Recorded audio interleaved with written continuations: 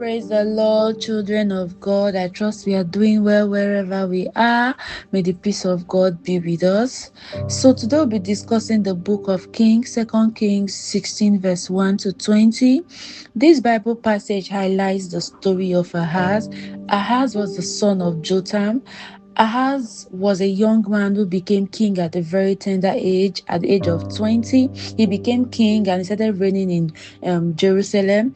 His reign was for about 16 years, but the notable things about Ahaz's leadership and Ahaz's reign was that he did a lot of things that were not pleasant in the eyes of God, right? And this ranged from him leading his people into idol worship, sacrificing his son, spilling blood, destroying the altar of God, taking out gold, silver, and treasuries in the temple of God, using it for bribe. Ahaz was also a leader and a king who trusted in the power of men instead of the power of God. And this was seen when the king of Aram came to attack Jerusalem and besiege him.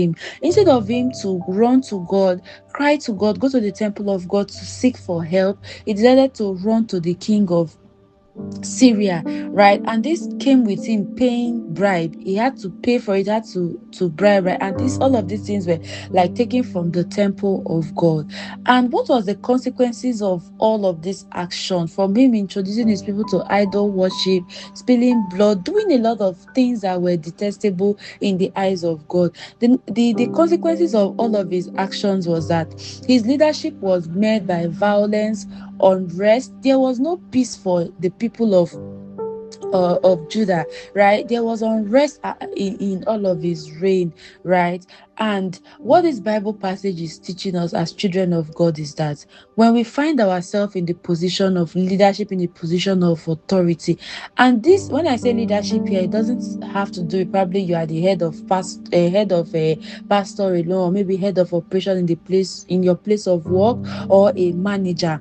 Even as parents, mother, father, or aunt, uncle, or as the case may be, once you find yourself in that position, God has placed you in a position of authority and leadership, and you should try to lead the people with you in the sight of God. Lead your people in the ways of God. Don't do things that are not palatable to God. I don't do things that are detestable in God's sight, because there is no kind of leadership you want to have. There's no kind of leadership style you want to adopt that will be perfect, that will make sense if it is outside the premise of God. And children of God, I must tell us, sometimes we try to do things that seems like, oh, it is perfect, it is okay. It may even look okay in your eyes or in the eyes of other people, but I can always tell us that once anything you're doing is not pleasant in the sight of God, the end thereof is always destruction. It is always destruction. And also, this Bible passage is also teaching us that we should not trust in the power of man. Look, it doesn't matter what you are going through. It doesn't matter how how destructive or how problematic that issue is. The trusted person, the most reliable person you can rely on as a child of God is God.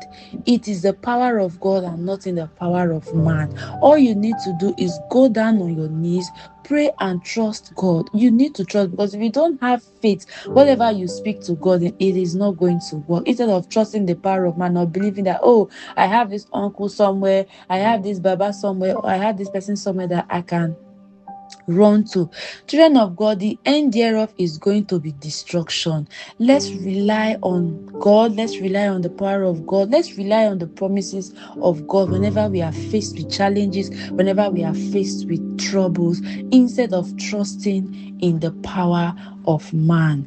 So, finally, I'm going to tell us that there is no perfect life without God. There is no perfect leadership without God. There is no perfect parenting style without God. There is no perfect way of leading anyone that has been leading people that are with you without doing it in the way of God as children of God.